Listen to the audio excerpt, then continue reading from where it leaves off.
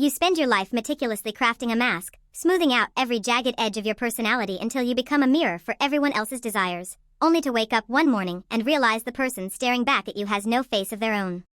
It is a quiet, suffocating realization that hits you when the room is silent, the terrifying suspicion that you have been playing a character in your own life for so long that the original script has been burned beyond recognition.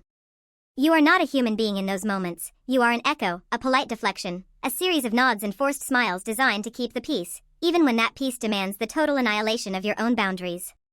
You have become a ghost in your own house, haunted by the memory of who you used to be before you learned that being easy to get along with was just another term for being easily erased.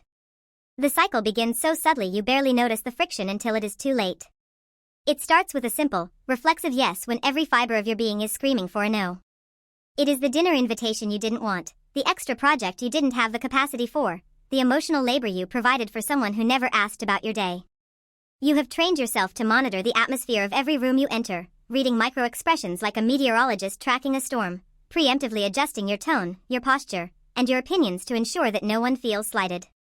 You have become a master of the invisible art of self-erasure, believing that if you can just be accommodating enough, if you can just be the perfect support system for the people around you, you might eventually earn the right to exist without apology. But the toll of this performance is paid in the currency of your own soul, a slow, silent bankruptcy that leaves you feeling hollowed out, as if you are a vessel filled only with the debris of other people's needs. There is a specific kind of agony in the overthinking that follows these social interactions. You lie in bed, the ceiling a blurred landscape of static, replaying every conversation with the forensic intensity of a detective trying to solve a cold case. Did I seem too eager? Did I talk too much? Was that laugh genuine, or did it sound as brittle as it felt? You dissect your own behavior, stripping away the layers of your performance, looking for the authentic you that you are convinced is buried somewhere deep beneath the artifice. But there is nothing there. Only a void, a persistent, aching space where your identity should be. The irony is that the more you try to please, the more alienated you become from yourself. You have turned your empathy into a weapon against your own mental health, prioritizing the comfort of acquaintances over the survival of your own core. The exhaustion is not physical, it is an existential fatigue that sleep cannot reach. It is the weight of carrying a version of yourself that you fundamentally dislike, a persona you despise but cannot seem to discard because you are terrified of what the world will see if the mask finally slips. Think of the last time you were truly alone, not physically alone, but mentally unobserved. Did you feel relief, or did you feel a crushing sense of aimlessness? When you are constantly attuned to the expectations of others, you lose the ability to know what you actually want. You crave a favorite food, then immediately wonder if it is what the people you were just with would have chosen. You form an opinion, then immediately dilute it with a dozen qualifiers to avoid causing friction. You are a chameleon who has forgotten their original color, blending so perfectly into the background of everyone else's life that you have become translucent.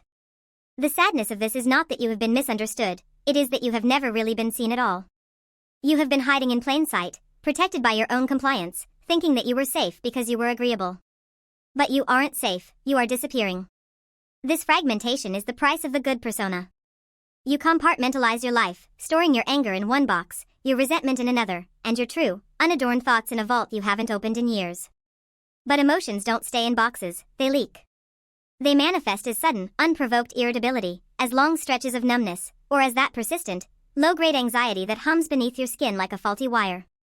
You are so busy managing the emotional labor of everyone around you that you have become a stranger to your own inner landscape.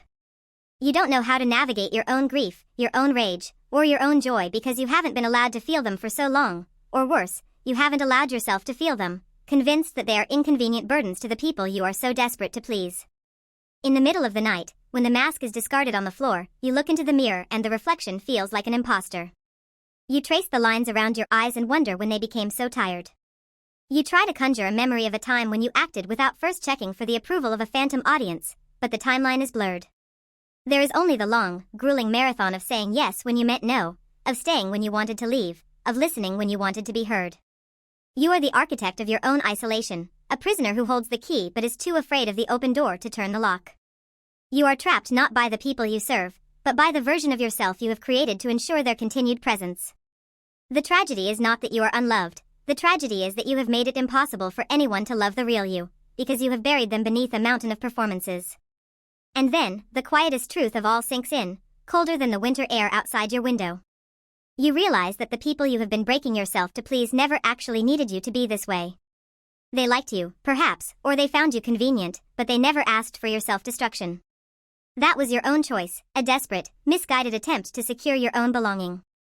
You have spent years building a cage, thinking you were building a home. You have been waiting for someone to notice your exhaustion, to ask you who you really are, but they cannot see the fire because you have spent all your energy ensuring the smoke never escapes. You are the only one who can recognize the stranger in the glass. The realization doesn't bring freedom, at least not yet. It brings a heavy, hollow clarity.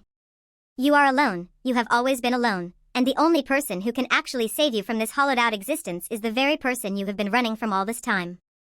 You are the intruder in your own life, and the confrontation is only just beginning. I built a home out of everyone else's expectations. And now I am a stranger in my own skin.